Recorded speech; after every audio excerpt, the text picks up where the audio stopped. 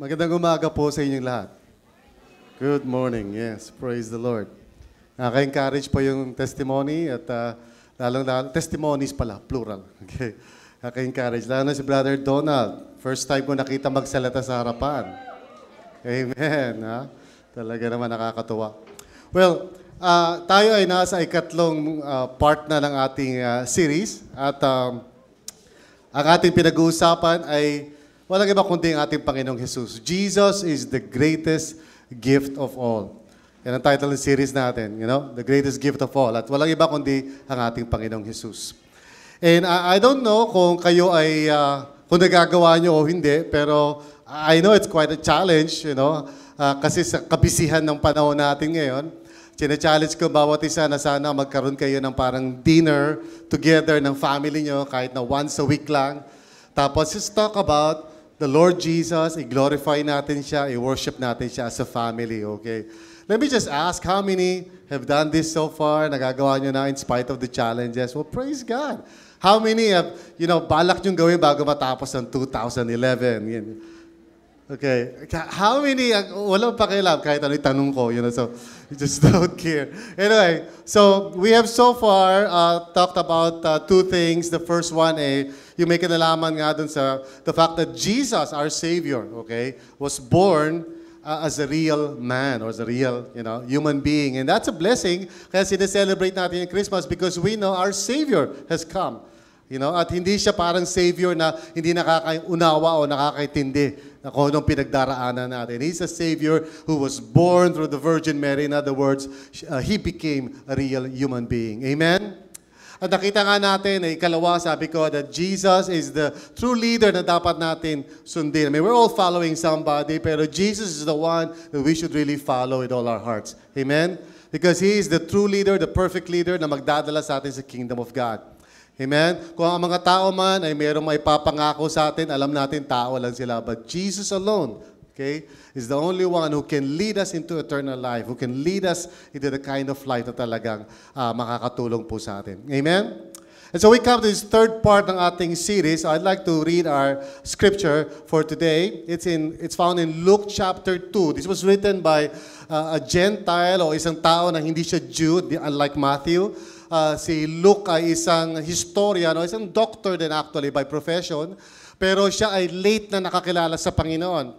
Sa madaling salita, wala siya doon noong unang nagtawag si Jesus na kanyang 12 apostol. Okay? Siya yung tipong later na nakakilala sa Panginoon nung si Jesus ay umakyat na sa langit, okay, and sat at the right hand of the Father. So, yung mga alagad ni Kristo, nagturo, nagpalaganap ng salita ng Diyos, si Luke was one of those people na born again.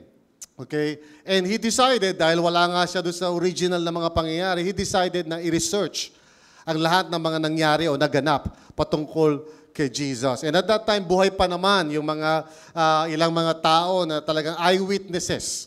Okay? So si Luke did his best na maungkat niya, malaman niya kung ano yung mga detalye tungkol kay Jesus. And sabi ng mga historian, si Luke daw was able to talk to Mary herself. Si Mary mismo ang kanyang source. Okay? And at that time, buhay pa si Mary most likely kasi maraming information na sinulat si Luke na hindi sinulat ni Matthew, hindi sinulat ng iba, alright? So si Luke lang yung tao na nagsulat, even lalo na yung childhood ni Jesus. From at the age of 12, siya lang yung meron information na yun. No? 12 years old si Jesus, nagpunta sa temple, tapos nabaffle yung mga religious leaders kasi ang tali-talino niya sa Word of God. Siya lang nagbigay ng ganong klaseng kwento.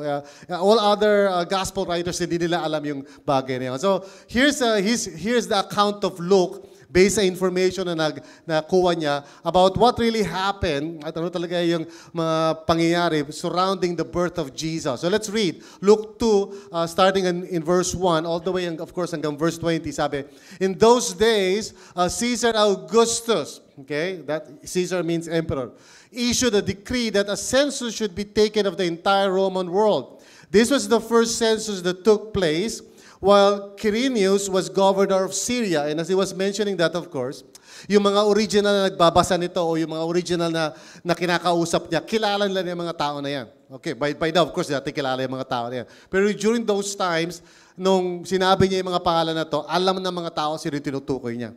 So that means na yung mga pangyayari during the birth of Christ was historically based, Hindi yung parang kwento lang, kwento lang. Talagang merong mga aktual na mga pangyayari at may mga aktual na personalidad, who were actually involved or part nitong story na to.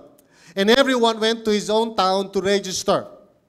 So Joseph, yung father ni Jesus, of course, through dahil engaged kay Mary. So Joseph also went up from the town of Nazareth in Galilee to Judea to Bethlehem, the town of David, because he belonged to the house and line of David. He went there to register with Mary, who was pledged to be married to him and was expecting a child. So this is the third account na so far sa ating pag-aaral tungkol dito sa kahalagahan ng pag-celebrate natin kay Jesus. So again, we are told na si Joseph at si Mary are engaged, pero during that time, pag engaged ka, considered na kayo mag-asawa. Okay? And then, so verse 6, it says, while they were there, hindi natin alam gaano katagal yun, while they were there, the time came for the baby to be born. And she gave birth to her firstborn, a son. So, ibig sabihin, meron pang sumunod na ipinanganak after that. Okay? Siya yung panganay. She wrapped him in clothes and placed him, that is Jesus, in a manger. Manger is parang kainan ng mga hayop o sabsabat, alright? Sa Tagalog. Because there was no room for them in the inn. And there were shepherds living out in the fields nearby, okay, keeping watch over their flocks at night. And this is one of those information that made people think na baka hindi talaga December nangyari yan. It could be, pero nobody really knows for sure kung kailan talaga nangyari kapanganakan ni Jesus. So for us, for me, every day is Christmas, okay?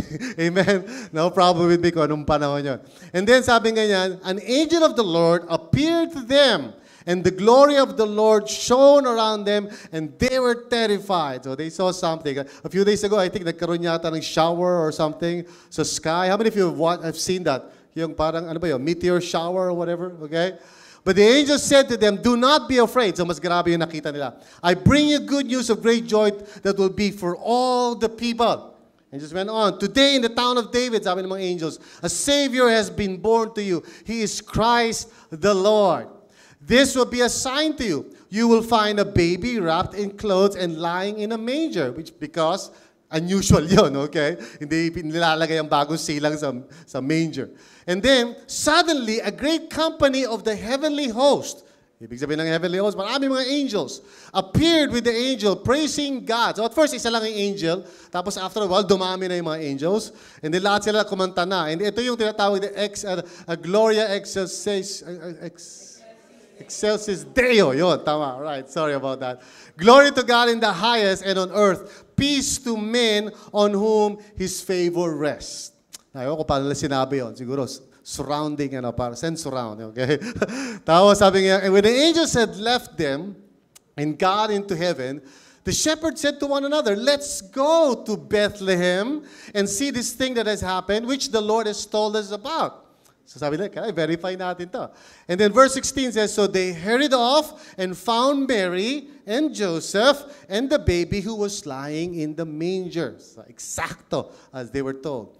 When they had seen him, they spread the word concerning what had been told them about this child, and all who heard it were amazed at what the shepherds said to them. When they had, but Mary, sabi nga ito, treasured up all these things and pondered them in her heart. So habang nagkakagulo, the mother, si Mary, she started really thinking about, ano ba ibig sabihin lahat nito? And in verse 20, the shepherds returned, glorifying and praising God for all the things they had heard and seen, which were just as they had been told. Awesome. It's an awesome story. Okay? Let's pray. Let's pray. Father, in Jesus' name, may you just help us, O Lord God, na talagang maintindihan po namin, Lord, why is it that we Christians are celebrating Jesus at this time? Lord, sa panahong ito, everybody's going to the mall, everybody's just having a good time, sari-sari mga parties, even us, may party kami mamaya, Father. But Lord, I pray, we all pray, Father, na itong time na ito, itong season na ito, may really be a time of reflection. It may be a time for us to really think about the significance of the birth of Jesus. And so rejoice in all our hearts, O God, for who Jesus is. So we pray, oh God, may you speak to us and help us, Lord, in Jesus' name. Amen and amen. Well, let me just light up the third candle over here. Just to symbolize na nasa pangatlo na tayo ng ating pinag-uusapan. We still have one more service left for December, and that's on the 24th. Okay? So those of you, di nyo alam, sa 24, meron tayong service, 24 ng gabi. Does anybody know the time? No, I don't know the time. What time is it? 6 p.m. Alright? So please punta kayo rito sa December 24, 6 p.m., meron tayong Christmas Eve service. Amen? Sa 25, wala tayong service. So you can enjoy yung mga gifts ninyo and mga reunions ninyo. So sa 25, libre tayo. Amen? We will see each other again sa January 1st. Alright. Now, you know, Paskong Pasko, pero uso na ang fireworks sa Pilipinas. Panay na ang putukan sa political realm. And I've been watching this, and you know, and the nation is, right now, as I speak, medyo divided na ang bansa natin in terms of, you know, people who are saying, tama lang yung ginawa ni Pinoy, and then the others are saying, no, mali yung ginawa ni Pinoy. So there's a lot of conflict going on, di ba? Hindi lang sa level ng government, even sa ordinaryo mga taong tulad natin, you know, whenever you bring up itong topic na to, you would surely realize na may kanya-kanyang opinion tungkol dito. Amen? Now, I'm not going to go into that, but it's just that parang feeling ko lang na parang wala yata sa timing to. You know what I'm saying? Kasi, di ba, I mean, what's the meaning of Christmas anyway? Di ba? Because the more I look at what's going on, hindi lang sa bansa naman natin, kundi kahit saan naman lugar you know. Even at this time, it seems to me na maraming mga tao talagang, you know, they do not really fully understand yung concept ng peace. And we all need peace. Gusto nga natin ng peace, di ba? Not just peace in our hearts, but peace on earth. And the more I look at how people are, you know, reacting sa mga differences nila, and siguro baka sa family nyo, I hope, hindi naman siguro nangyayari, but it could be, baka sa family nyo ngayon, may mga issues and conflicts na nangyayari, you know, na medyo nagkakainitan ng ulo. And it's just, you know, sad because more and more, if you look around you, sa paligid mo, and sa buhay ng, sariling buhay, o sa buhay ng mga taong kilala mo, more and more nakikita mo that there is, you know, no peace, okay, on earth. And that's sad because when we look at Luke 2, verses 1 to 20, that's exactly what Luke, okay, was trying to say doon sa kanyang narrative. He was trying to tell us na when Jesus was born, okay, real peace was actually born at the same time.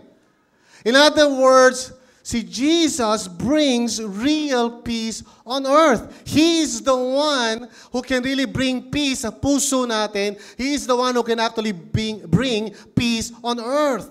And that's why we rejoice and we celebrate at this time. Sineselebrate natin because finally, posible na magkaroon ng peace. Alright? Peace sa puso ng mga tao, alright? And peace sa lipunan. And of course, that depends, alright? As we're about to see. Yung peace na yun sa lipunan really depends on people na magkakaroon ng peace with God.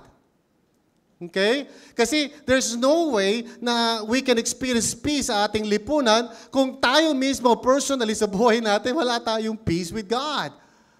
I was, you know, being invited, hindi ko alam kung matutuloy, but I'm being invited to speak to some government officials at ang topic ay good governance, you know, among other topics, okay? Good governance, okay? And ewan ko kung ano pa yung gusto nilang topic na talakayin. But I just, you know, felt in my heart, parang ayoko nga magsalita because the person who was inviting me, sabi niya, sige na, pastor, magsalita ka.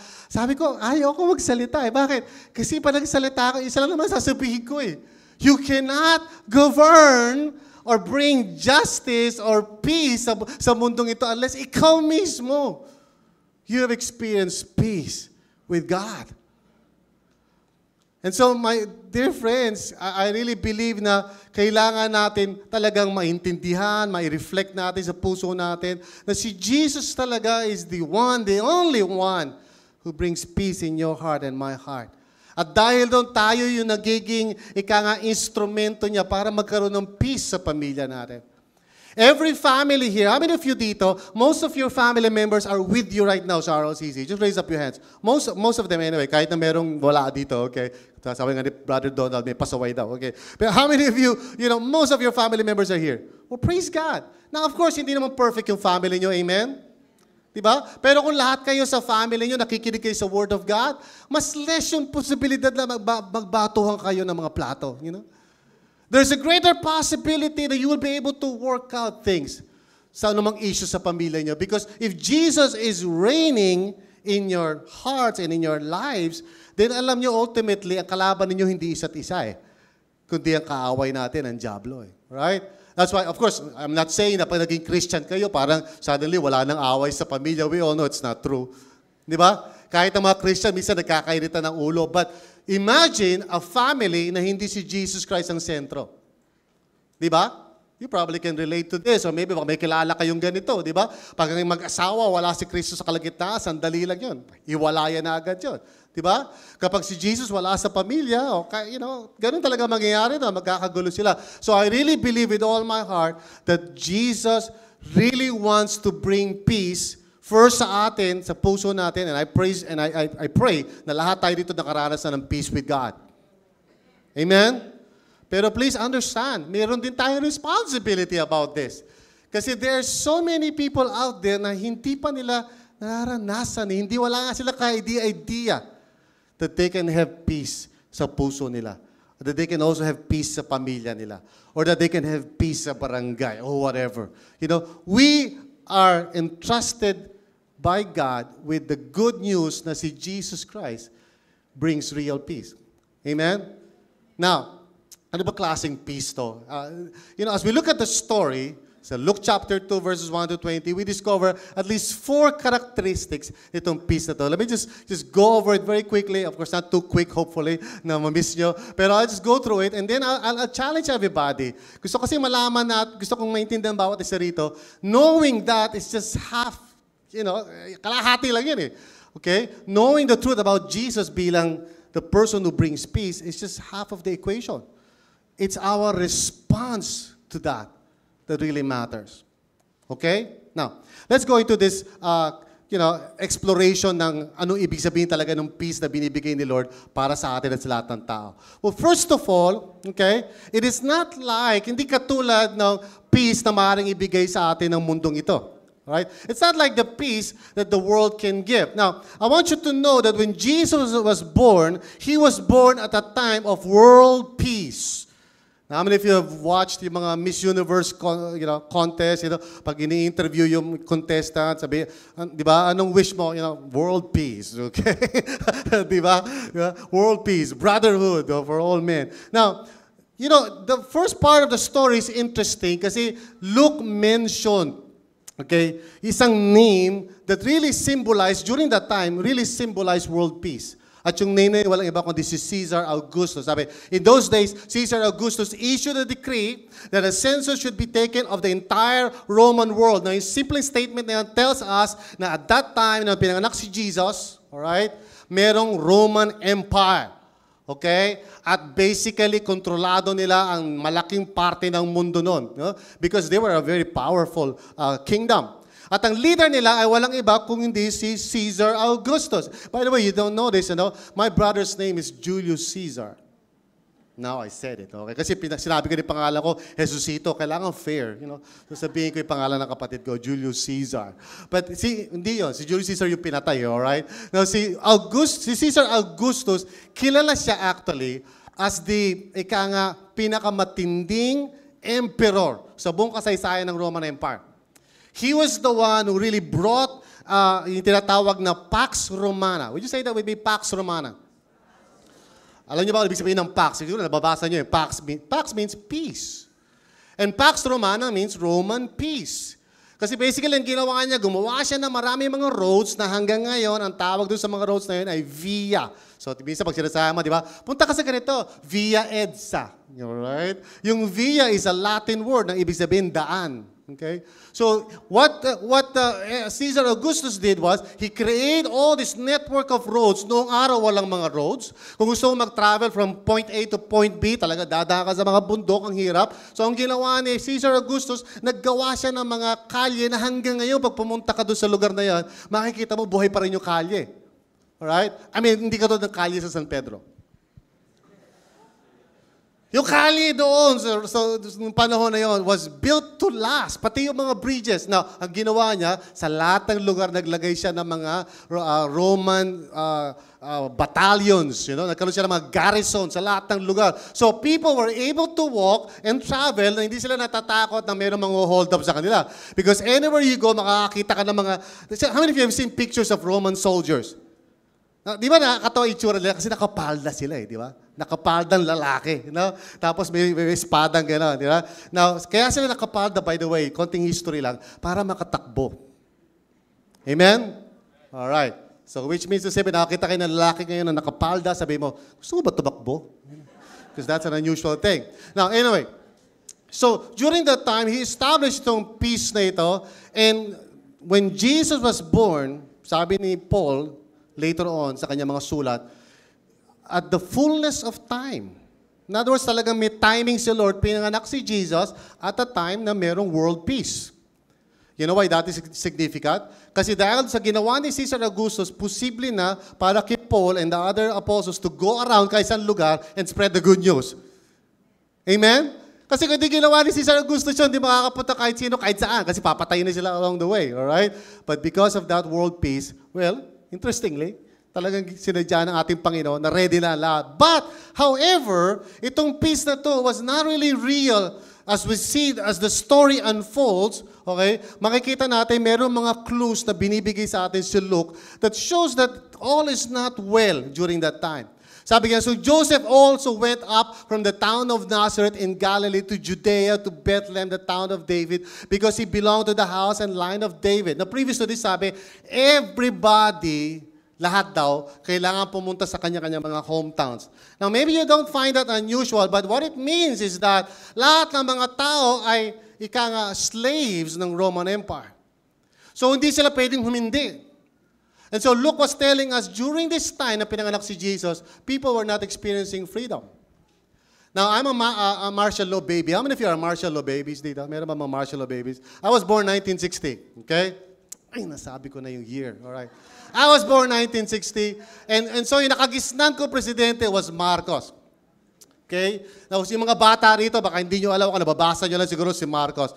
Pero, si Marcos was, of course, the president of the Philippines for, 20 years yata yan.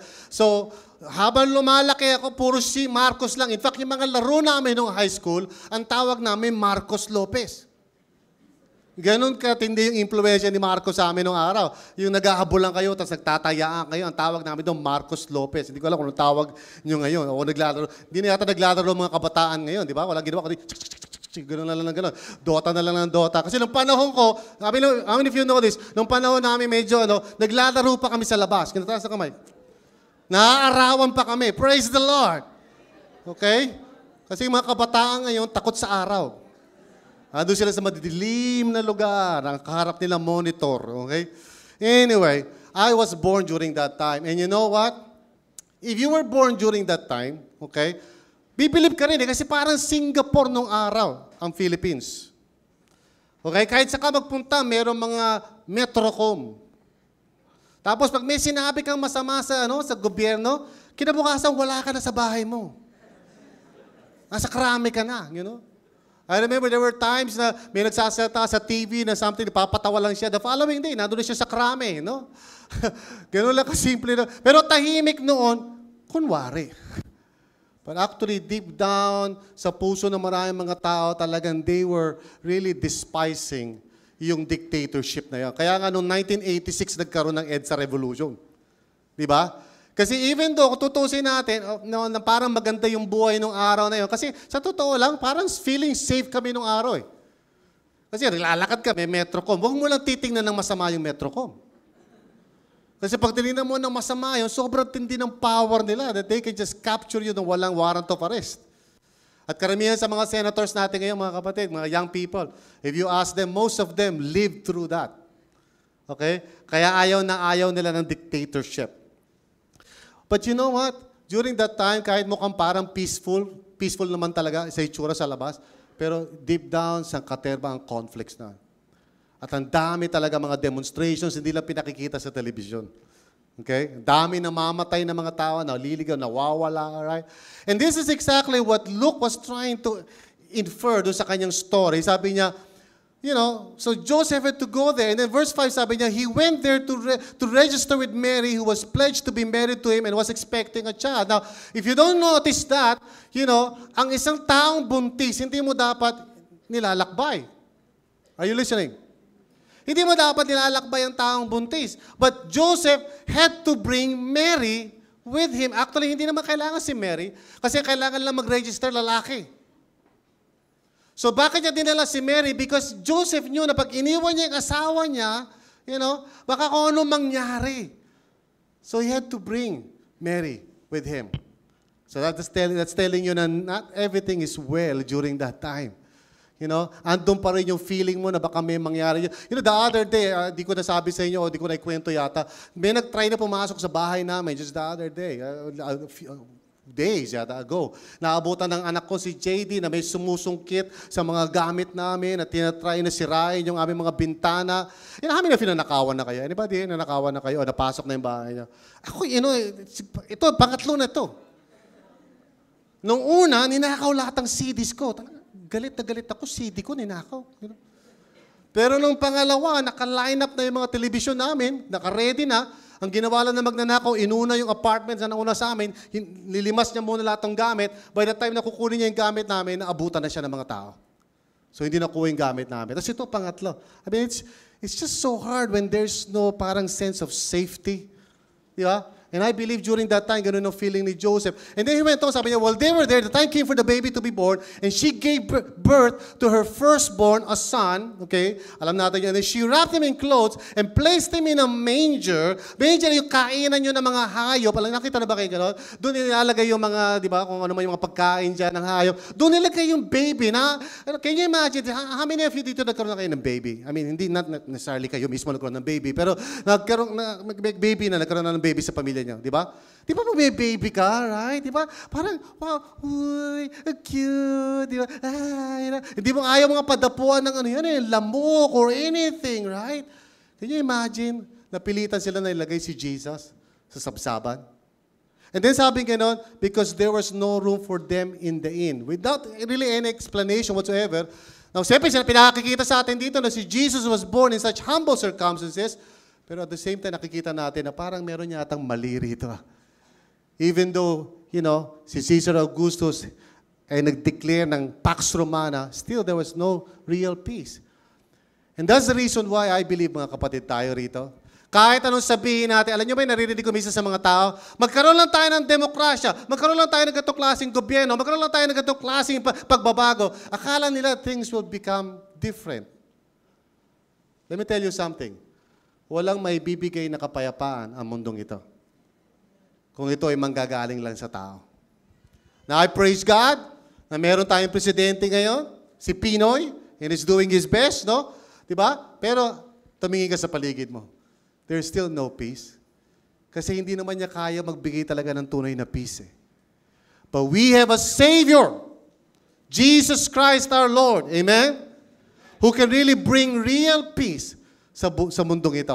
Now, that is something na gusto ko i-celebrate natin. Amen? Kung nakalimutan niyo iba kong sinabi, how many of you hindi niyo maalala kung ano sinabi ko the past 2 weeks? Honest lang, honest. Ano ba yan, Pastor? Tukol ba kay Jesus yun? Just raise up your hands. Okay. At least you don't forget this, okay? What I'm saying is that si Jesus brings real peace on earth. Now, the second characteristic nito, very quickly now, is that itong peace na to is really available sa lahat ng tao. Interestingly, okay, in-announce itong good news na ito of peace, kanino? Sa mga shepherds. Now, again, tayo, hindi naman kasi tayo nabuhay ng mga panahon na yun. So, malay natin kung ano significance nun. Okay? Pero nung araw, ang mga shepherds are the kinds of people na hindi masyadong katiwa-tiwala o hindi masyadong nagugustuhan ng karamihan ng mga tao. Ang shepherds, yung mga nag-aalaga ng mga tupa. You follow that? Alright? Dahil sa sobrang reputation nila, hindi ganun ka-trustworthy. In fact, ang shepherds ay hindi allowed na maging witness sa court. Hindi sila tinatanggap. Kahit na pumunta sila sa korte at sabihin nila, okay, I swear to tell the truth, the whole truth, blah, blah, blah. Hindi sila tatanggapin. Kasi bakit? Shepherd sila. I mean, they are so parang despised nung panahon na yon. Hindi sila masyadong, kasi naman, ba, buong araw, sino kasama nila? Mga sheep. So kung kasama mo mga sheep, anong amoy mo? Sheep. Ay, alright, now, of course, I'm not going to belittle any particular, race. Pero minsan, di ba, merong mga tao na, lalo na sa MRT, di ba, subukan nyo to sa MRT, di ba, nakasakay kayo sa MRT, di ba, tapos, sasabihin ng announcer, humawak po kayo sa railing. Di ba? And there was a time na nandun ako, may katabi ako, ako na sabi ko nung race sila, basta different race, hindi Filipino. Okay? Tapos, sabi ng announcer, please hold on to the railing. So, yung dalawang katabi ko, nag-hold on to the railing. Ako, di ko maabot yung railing. Kasi naaamoy ko po yung aroma. Hindi kaya ng powers ko, okay? Parang feeling ko may slain in the spirit ako, okay? So, yung mga shepherds were those kinds of people na pag naandyan na sila, that's why madalas wala sila sa city, sa labas sila. Because of their smell, because of their foul language, in other words, of all people, bakit siya nang bibigyan mo ng gospel? Because, ang ibig sabihin ng ating Panginoon dito, is that kahit gaano pa kapalpak ka o parang wala kang kahalagahan sa mundong ito, the good news of peace is for you. Now look at this. And there were shepherds living out in the fields nearby, keeping watch over their flocks at night. So doon sila gabi, habang lahat ng tao natutulog.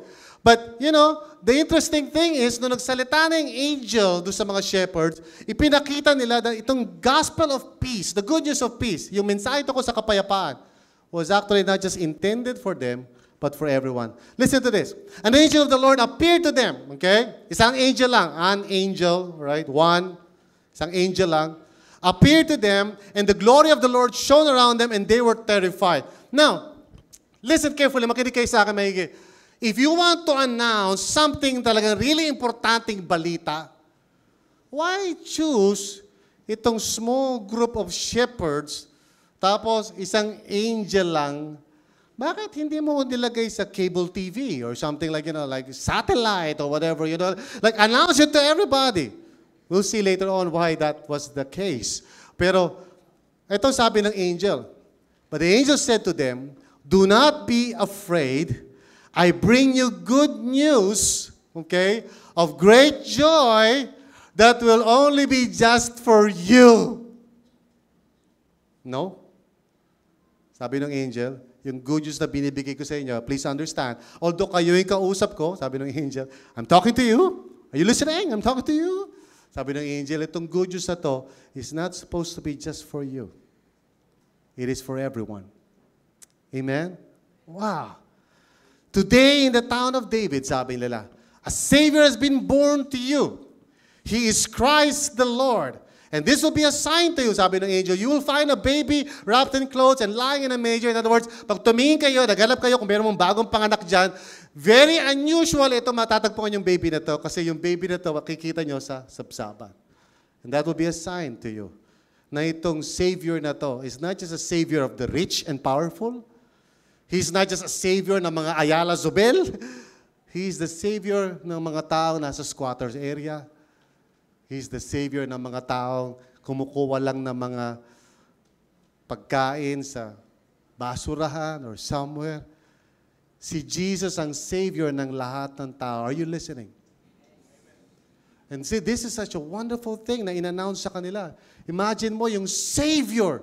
Imbis na pinanganak sa palasyo, imbis na pinanganak sa isang mamahaling lugar o gusali, the Savior was born in a manger. And then the angel said, gusto kong mailaman ninyo na itong peace na nanggagaling kay Lord, na gusto niyang ibigay sa mga tao ay hindi lang para sa mga taong sikat o mayayaman o magagaling. But it's really for everyone. Now, Jesus brings real peace on earth. And I'm so thankful to the Lord na during the ministry of Jesus, karamihan sa mga nag-respond sa Kanya agad ay yung mga mahihirap. In my own personal experience, hirap na hirap ako mag-share ng gospel sa mayayaman. Pag may kausap akong mayaman, parang it's so hard to convince them na kailangan nila si Lord. Diba? Hindi katulad pag may kausap ka na isang taong mahirap, talagang alam na alam niyang mahirap siya at alam na alam niyang mayroong kulang sa buhay niya. It's actually a lot easier to share the good news sa mga mahihirap. As mahirap sa mayaman, although hindi man imposible. Okay? But Jesus indeed is the one that brings good news. Meron ba kayong kaibigan o kakilala na parang feeling nila, parang wala naman silang kwenta sa mundong ito? I want you to tell them, alam mo, kaibigan, this is not true. Kasi itong Christmas time na to, pinapaalala sa atin ng Panginoon na yung gift ni Lord ay para sa lahat, para din sa iyo. Amen? What a wonderful opportunity, brothers and sisters, itong Pasko, kung meron kayong mga makikilalang mga tao na parang feeling nila wala silang kwenta sa mundong ito, tell them the good news na mahal sila ng Panginoon. Amen? Na gusto silang bigyan ng tunay na kaligtasan. Now, thirdly, itong peace na to is a peace that is received by grace through faith. Hindi ito peace na nabibili, pero binibigay ni Lord by His grace. Now, si Lord na nag-i-initiate, siya yung nag-umpisa. Alam mo, this is interesting. Pag binasa mo mga gospel stories na ito, walang ginagawa ang tao para really hanapin si Lord. Si Lord mismo ang nagpunta para hanapin ang tao. Amen? I mean, ang mga tao just go and they just do whatever they like to do. Wala silang pakialam about God. And God Himself chose to come down and save us. Kahit na ngayon, ganito di ba? Totoo yun. Pumunta kayo sa mall, itong mga panahon na ito. How many of you have been to a mall lately? Itong mga nakarang araw. Di ba ang daming tao? Sabi nga nung friend ko, alam mo, Pastor Bong, ang pinakamalaking church ay Mega Mall. Mas marami pang tao ron kaysa sa church. Okay? Now you see, people are all flocking into the malls and they really don't care about God at all. And yet, ito ang wonder ng Christmas, mga kapatid, habang nagre-reflect tayo. Sa Christmas na ito, pinapaalala sa atin ng Panginoon, hindi Kanya hinihintay na pumunta sa Kanya. Siya mismo ang nag-take ng initiative to go to us.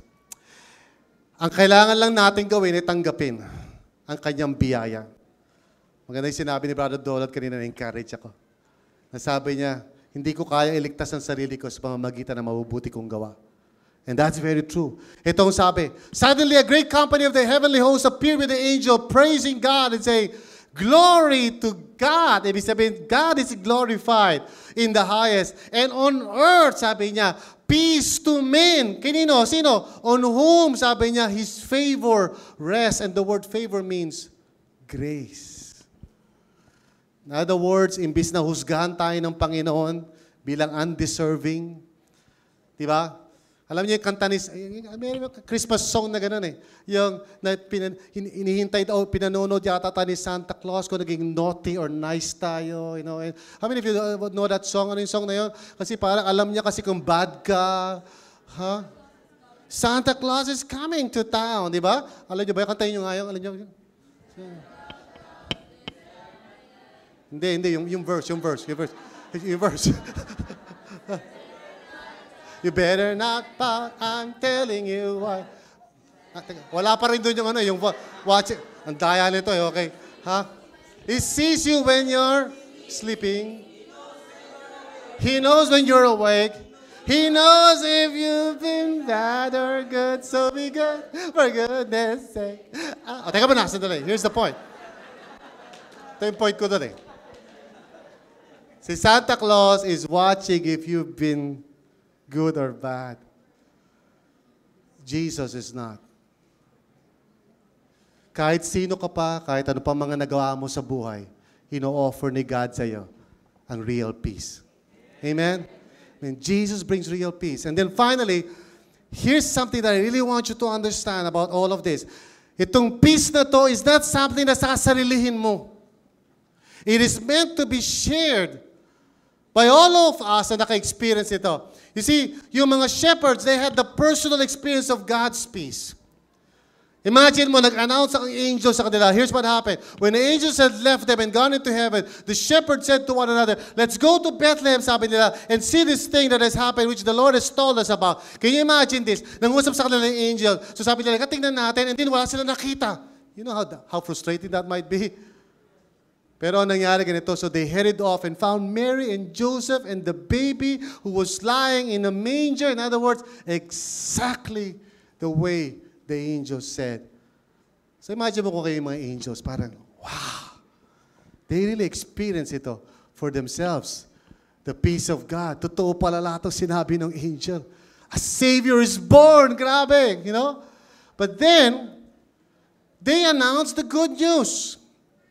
Pagkatapos ng encounter na yon, talaga namang ibinalita nila sa lahat ng tao. Look at these verses. When they had seen Him, they spread the word. They spread the word. Let me tell you something. Narinig mo na ba yung good news for yourself? Raise up your hands. Katanggap mo na ba yung kaligtasan ng Panginoon? Raise up your hands. You should spread the word. Kung talaga naintindihan mo yung kaligtasan, the gospel of peace, you should be telling your friends about it. Sabi ganito, they spread the word concerning what had been told about them, about this child. And all who heard it were amazed at what the shepherd said to them. Na-amazed sila sa ikinuwento nila. Ano ikinuwento nila? Not about themselves. Hindi nila ikinuwento na parang, uy, alam mo, nakakita kami ng angel. Tapos dumami yung angels. Nagkaroon sila angelic host. Grabe yung galing pang YouTube. No, they did not talk about themselves. They talk about Jesus. Listen carefully, listen. Minsan tayo ayaw natin mag-share. Kasi iniisip natin, sino ba ako? I have good news for you. Nakikinig ba kayo? Yung sasabihin nyo sa tao, it's not about you. It's about Jesus. Tell people about Jesus. Don't tell them about you. Pag sinabi sa kanila, alam mo ako, born again na ako ngayon, ang bait ko na, grabe, sobra. Don't talk about yourself. Talk about Jesus. Now, sabi nga, you know, Mary treasured up all these things and pondered them in her heart. Talaga inisip niya to. The shepherds returned, glorifying and praising God for all the things they had heard and seen, which were just as they had been told about. Mga kapatid, Jesus really brings peace, hindi lang para sa mga shepherds, for everybody, for all of us, He brings peace. Now, mga kapatid, the question is, anong response natin dyan?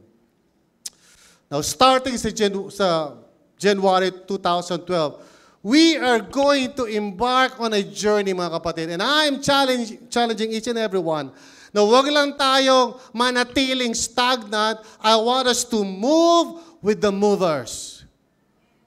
What I'm saying is this. Alamin mo kung nasan ka spiritually. Are you listening? Taas sa kamay, aalamin ko nasan ako spiritually. Okay? I mean, as soon as possible, alamin mo kung nasan ka. Here's what we're going to do. First, I challenge those of you na hindi nyo pa sigurado ko kayo ligtas na. I want us to, I want you to really make it a plan itong taon na to really be part ng tinatawag nating I believe process. And what is that? Yung umattend ka ng real life Bible study, alamin mo yung gospel, umattend ka ng Freedom Day, get yourself water baptized, and then, siguraduhin mo na yung salvation mo bago dumating si Jesus. So kung hanggang ngayon, nandiyan ka pa rin, pa-attend ka, pa-praise the Lord ka, pero actually yung relationship with God hindi pa ayos, well, move! Right now, sabi mo sa katabi mo, move! I want to move it, move it. I want you to move. Now, kung ikaw ay saved na, alright? Kung ikaw ay ligtas na, pastor ako, saved na ako, umattend ako ng Freedom Day, blah, blah. Well, this year, make sure that you belong to a life group. Amen? Huwag ka nang, parang, ayoko maging close. Just open your heart. Yan ang susi for you to grow. This year, kung hindi ka pa kasama sa life group, now is the time for you to start praying about that and thinking about that. Amen? Some of you rito, di pa namin kasama sa mga life group kasi feeling mo, hindi ko sila kailangan. Mali ka. Sabi mo sa katabi mo, mali yun. There's no such thing as a Lone Ranger Christian. Are you listening? Lahat tayo tinawag ni Lord para magkaroon ng kasamahan. And if you have a life group already, how many of you have a life group already? Okay. This January, Seryosohin nyo na yung life group nyo. Amen? Huwag na iting magkikita kayo. Anong gagawin natin? Pasyal tayo. Tapos next week, pag nagkita kayo ulit, anong gagawin natin? Pasyal tayo ulit. Wala na kayo ginawa kundi mamasyal. It's time for you to take the real life journey seriously. Amen? Now, yung iba sa inyo, this year, ang kailangan mong gawin is to move it. Alright? Kailangan mo na mag-enroll sa Real Life Mentoring School, magpa-mentor ka na, mag-grow ka na, ang tanda mo na sa Lord. It's time for you to be trained. Amen? Yung iba sa inyo, daming dahilan. Kaya gusto ko sinare ni Sister Feli. Sabi niya, 56 na. Kasi nung sinabi niya 56, parang bumata ako eh. 57, di ba?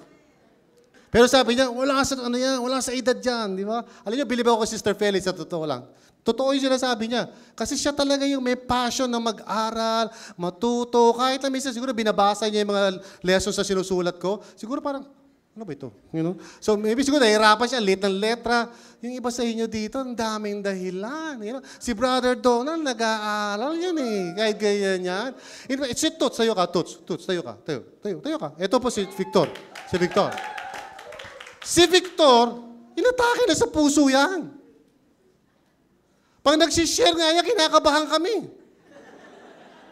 Kasi pag nagsishare niya, alam nyo, para Toots, cool ka lang. Okay. Baka makadala tayo sa ospital niya. Okay. Pero alam nyo, si Brother Toots, uhaw na uhaw, matuto. Iba sa atin dito, tamad lang eh, gumagawa lang ng excuse. This year, 2012, mag-aaral ka na, panahon na. Sabi mo sa katabi mo, move it. I wanna move it. I wanna move. Come on, it's time, right? And then, finally, some of you dito, mentoring na kayo. Sige, sobrang ang dami nyo natutunan. Lahat ng seminar, tumutulo sa tenga nyo. Hanggang ngayon, wala pa rin kayong ginagawa na merong saysay talaga sa mundong ito. And of course, maybe mag-start ka as an usher. Okay, fine. That's great. Siguro, start ka ng taga-ayos-ayos na, maybe ang gawain mo pag Sunday, ginagalaw mo lang to. Okay. But please don't do that forever. Because there's so many lost people out there. And it's time for us to lumabas na tayo sa ating lungga. I praise God, nandito kayong lahat. But you know what? Everybody dito, lahat dito, may network of friends kayo. Grabe. Amen? How many of you may network of friends? So, totoo lang. Ibig sabihin, may nakakausap ka. Yung hindi nagtaas na kamay, pagpipray kita. Grabe. Sinungaling ka eh. Okay. Kasi lahat tayo dito may network of friends eh. Why don't you start a share group this year?